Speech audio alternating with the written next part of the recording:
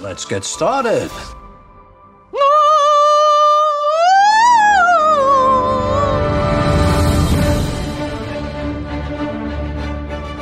Today we're celebrating the launch of the Florence Foster Jenkins DVD, and I'm here to teach some sample voice lessons and show people what it entails to sing like an owl. Like,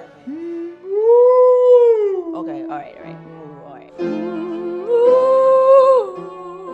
Getting the voice to its perfect state so that we can demolish it was really the issue. Good, very good. You should practice that. Okay. Because it really works. When you are unique, you move to the head of the class. And I think Florence did it in her weirdo way.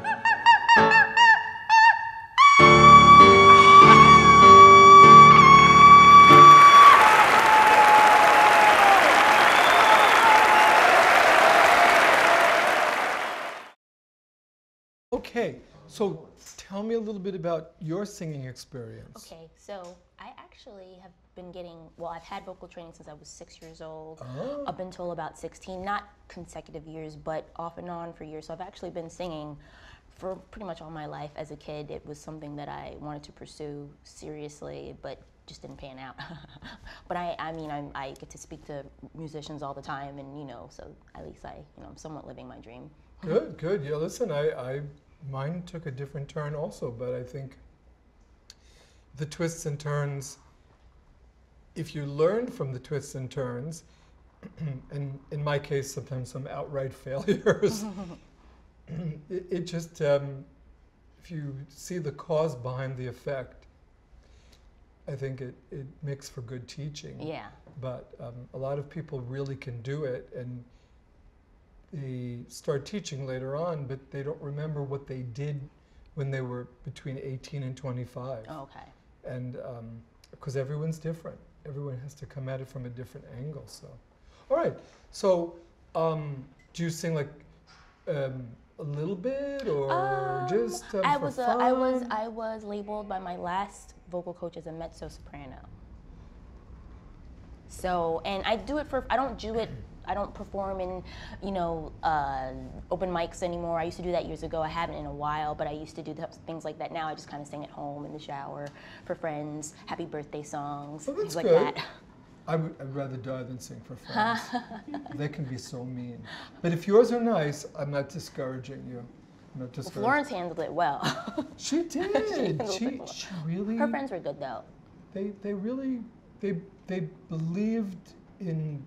They wanted her around. Right. And I think they knew consciously and subconsciously that they had to encourage her love of life in whatever form she could do it. Right. So, and that's very accepting. Right, yeah. Very, very unjudgmental. Right, it's great. Yeah.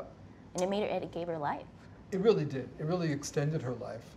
Can you speak on music saving lives? Really quickly, if you could, like, just music saving a life or being the reason for someone to live. I think that people can't live without music, and I think it does enhance people's lives, and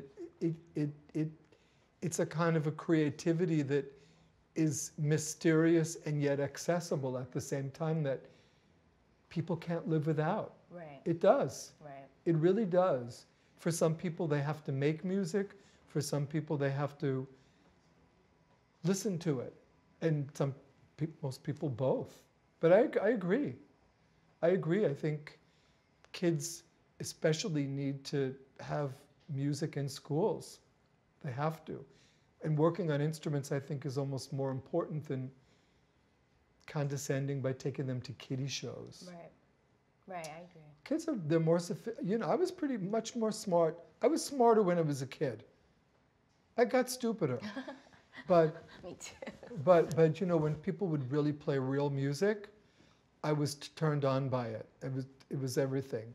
But if it was like, oh, this is now children, if you can imagine, so and I didn't like that. Yeah. But I do think that budgets for music for kids is really important. Right.